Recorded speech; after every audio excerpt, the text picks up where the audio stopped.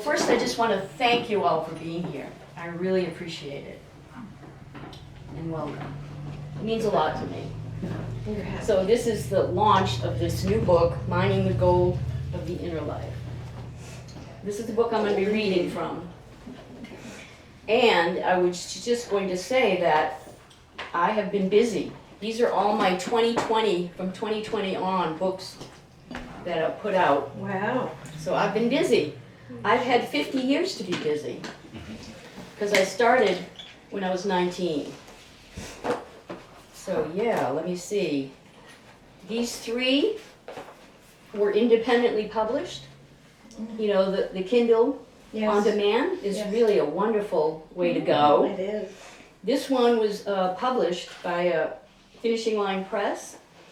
And, you know, it's harder to get a hold of, where these ones I have access to. And so when you win a publication, they give you some, but then after that, you have to buy them. So you get a discount, but and here's my Will you read us the titles? Okay, this one Such is, great titles. this goes from After This down. This is Poems from the Dark Room. Objects are closer than they appear. Packing a suitcase for the afterlife. This one sells a lot, and I don't have hardly any. It sells a lot because of the title. Yes. So that's important to know. You know, your titles can really do a lot. They love that title. And this is the little tea poem book that I put together when Catherine and I did the reading at the Fiddlesticks Farm, where she had a tea room, and we had big hats like that on.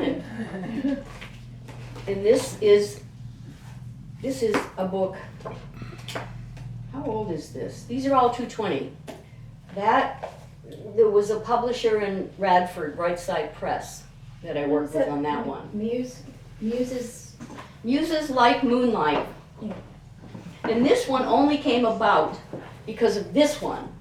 Because she did this one too, Brightside Press in Radford. Also Pocahontas Press helped me with this, get started. And this is the book that I would say really started everything in all of this. I have that one. Because it was about the death of my brothers a month apart.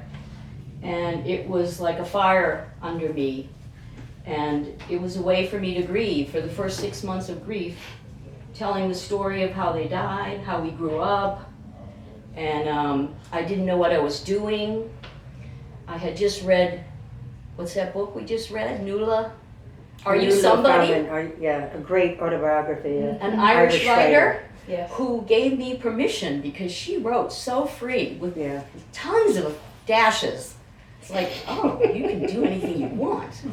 Anyway, so I didn't really know what I was doing, but this book went a long way. It was part of a curriculum at Radford University and a death and grief class for counselors for about 4 or 5 years before it kind of went out of print. Impressive. And there was also a reading in Hull, where I'm from, who everybody knows my brothers. Somebody held a reading or an event Where is that? in Hull, Massachusetts. It's about 24 miles south of Boston. Okay. So that was a big event. Anyways, this one really went far and gave me the confidence. And then, just briefly, these are two that are local, and I'm doing this too for people that write, so they'll know the resources around here. These are two Floyd publications, Artemis Journal and Moonshine, which, you know, very easy to get in. I mean, particularly if you're local. You're doing it? Are you editing it? No, No? mine was the newsletter. We'll get to that in a minute. So look for these. These are local. Look them up online. They're really good. If you write poetry, you can submit something. They're very welcoming to regional poets. Poetry and photography, right? Yes, and art in this both of one. And this one also has short stories. Is that what you call it? The moonshine. The Moonshine. Oh, Moonshine. Yeah, so I have poems in both of these. So that's fun. And then we'll go back to the beginning briefly. This probably is my first, when I was young, this one's from the 70s. And this is what I started doing, putting little books together before anybody had copy machines. Like I say now, I could do this myself, but I sent away to California to do it. Because I knew I needed to collect them and have them in one place and document it. You know, and when I read it, yeah, there's some gems in here, but mostly, yeah, I don't really, yeah, mostly they're early poems. You start somewhere. I started when I was 19 because of the music of my generation. Nothing from school woke me up to poetry. I didn't really understand it or like it.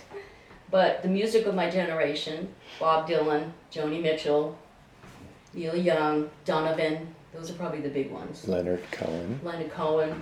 Oh, yeah, hearing Leonard Cohen sing Suzanne on the radio in a boutique that I worked at was really what lit me.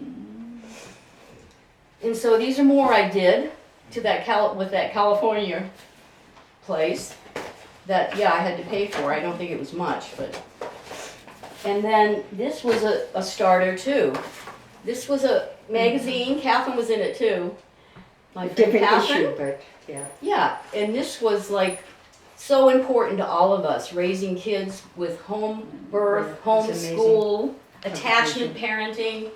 Everybody was reading this, the mothering magazine. I don't think they have it anymore. But this also gave me confidence because I got published in here. And I'm giving you a little rundown of local poetry that, you know, you just do what you do where you live. You know, like our local theater group. Nobody's going to be famous, but they get to do what they do, you know? And I never know someone like it. You forgot another one, like Mother, the women. the what? Women. Oh, I did forget it. Thank you. You're welcome. Oh, I didn't know you had it, but imagine you did, because This was another one in the early Not days. local, not local. So this is 2005, but I've had them back into the 90s. Yeah. 98, 97, which I had a lot of poetry published in here every year.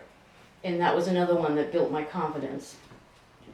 And at one point, I don't know if you know, but they gave me an honorarium for contributing so much, which means a check. Which means poets barely ever get paid, you know, so those things are fun. Those things are important. And then the other big one is this. How many people in the room know what this is? I still have a stack. Oh, of course. Somebody may have This a is tax. called the Newsletter, and this was our local alternative community publication before there were computers. We put this out every month. It's got everything in it. It's got events, it's got poetry, it's got a community bulletin board page, Gardening tips. garden, everything, homeschooling tips. Probably And, recipes. you know, I leave these somewhere if people want to look through them. Maybe in that room, is there a table? Yeah. When we finish up. Anyways, it's not in publication anymore, but this was my writer's groundwork. This was my where I started really writing. And then a few other things. Still making these little pamphlets. This Type of- Joe and I called The Kiss. I This is never Joe, my got- husband. I haven't seen that in a long time. Well, these are just little things I did, you know. The Backseat Poet, that I could just do at home, to collect things, to have some sort of documentation of the whole thing. And then this is one that our friend Issa Williams put together for me. It doesn't have a date on it, so I don't remember when, but, you know, just a publication that we put out and took to craft shows when we went and things like that. You remember Issa? Mm-hmm. Oh. So that's the history.